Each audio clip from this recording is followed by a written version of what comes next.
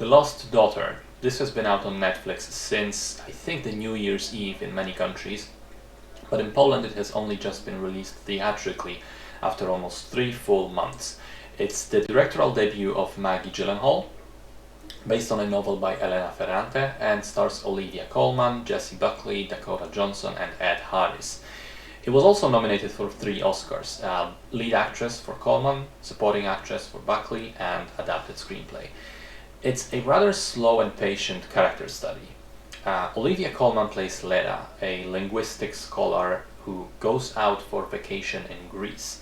She's there alone and she enjoys the quiet emptiness of the beach and the little town before it is quickly disrupted by arrival of this huge American Greek family who comes over with their loud parties and drinking and shouting.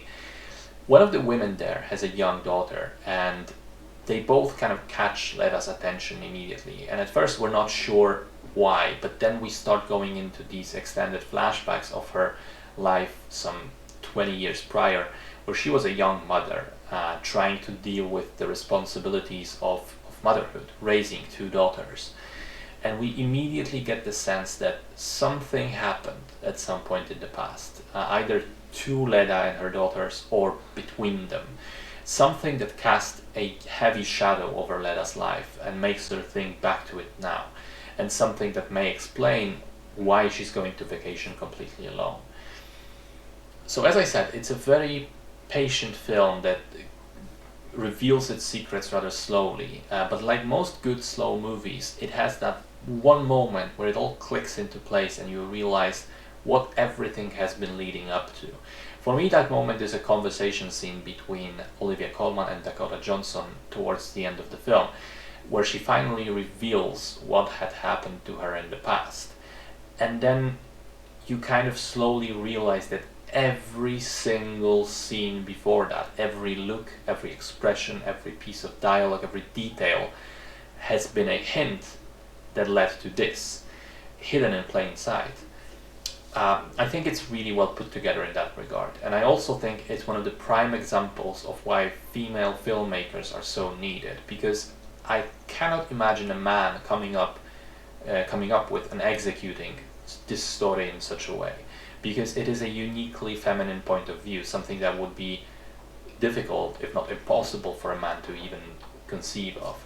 I know it may sound weird, but it really was an eye-opening perspective in some regards. And I realized if this kind of character was male, it would have been somehow more expected and acceptable, but it was somewhat shocking to see a woman with this life philosophy, these life views, these problems, and these ways of dealing with them, those problems, which of course doesn't make sense for all people, but again, it's something I wasn't primed to think about on my own.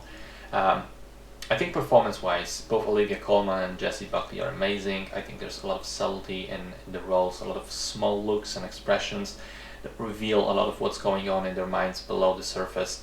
In both cases, it's also a very human portrayal of a complicated character, someone who has their convictions and can be stubborn even to the point of being an asshole in a situation, but does also struggle with doubt and guilt and can be vulnerable. Really layered stuff, especially with the ending, which manages to kind of show yet another side to this character of which I thought I already knew everything.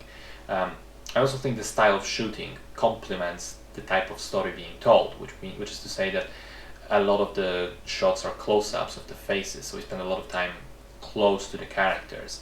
I also want to commend the editing, the way that the film moves between the past storyline and the present. I think that's amazing as well, and it took a lot of skill to really sort of mash these storylines together in a way that's not only coherent, but they really complement one another. So really good movie, even if at times it's difficult to watch, but it does open your mind in a way, which is something that only the best art can do.